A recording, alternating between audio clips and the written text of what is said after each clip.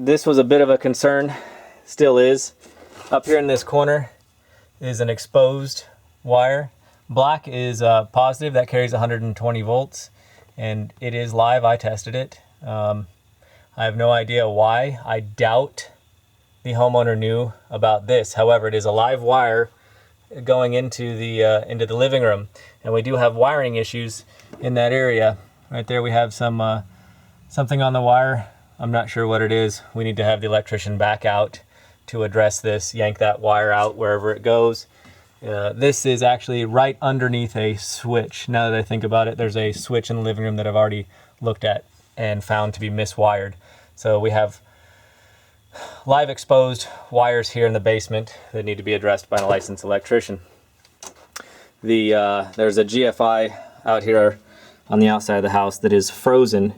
This GFI connects in to the house in the dining room. This should have blown, because this GFI is dead, this should have blown power and taken power out of the entire dining room area. However, we do have dining room, all the outlets and all the lights work. And the reason for that is what I found in the electrical switch, which we will go to next.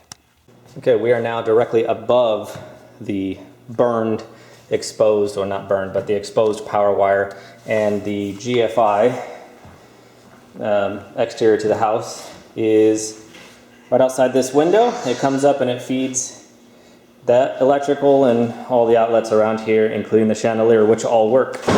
The reason for that is that in this box of switches, there is power being bypassed from this circuit through this switch and this switch into these circuits. So that is to fix wiring issue with a blown GFI. That does need to be corrected along with that open power wire down here. We still don't know what some of these switches do. In fact, I pulled this out just to verify a few things because our electrician had found loose connections everywhere in the house, and this switch was bothering me because the lights behind me didn't work. And I found loose neutral wires in here, which I then tightened up correctly and wire nutted. And of course, other lights around the house started working, which is interesting. So this does look to have been replaced. This is old. This is newer, I would assume, in the last 10 years. Maybe not on February 4th when she stated that the electrician was switching all these out, as these are clearly not new. But any of the electrical work that we do see with these switches has been faulty. We've had loose wires in every single one that we've opened up, and the electrician as well.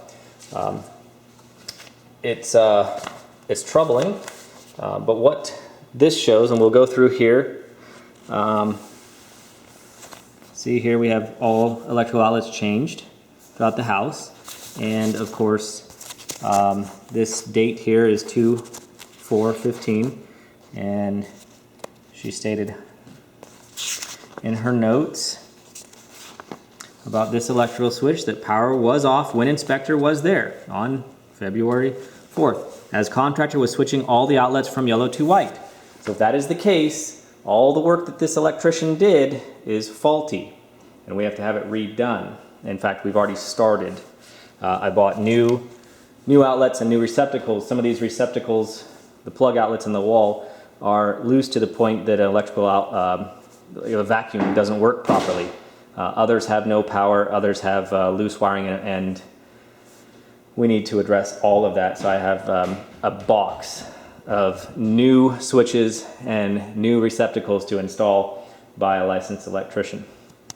Okay, here we are back in the kitchen. This says a Nook area electrical outlet had no power when tested. Recommend review by a licensed electrician. Her note says power was off when inspector was there, as a contractor was switching all the outlets from yellow to white. And in fact, over here, we see here in her notes of list of improvements, all electrical outlets changed from yellow to white throughout entire house. So this outlet did not work. We had it fixed, but this outlet is, I don't know if we could zoom in here, but it is not new. This is an older style outlet that is likely original with the house, but we've been finding electrical problems all over this place, and we'll get into the electrical issues elsewhere later. But what we do have is old style round outlets mixed with the designer rectangular, none of which, you can see how dirty that is, none of which are new. These, I'm not sure what she was saying, but if her notes are an indication of what she was trying to lead us to believe, what it says is that during the inspection on February 4th, the contractor was in the middle of swapping out all the electrical outlets and switches from yellow to white, which means that these should all be new and newly wired. And we are finding wiring issues with absolutely every piece of wiring that they did. This, I don't believe, was one of them. We do have some other switches and other outlets that do have wiring issues. There was no reason for this to be off. This was just a mislead to state that there was no electrical issues and blame it on a mid-remodel and something that was not actually performed at that time. So as stated, we did have an electrician out. He was out on April 28th, and we had some issues that we wanted resolved.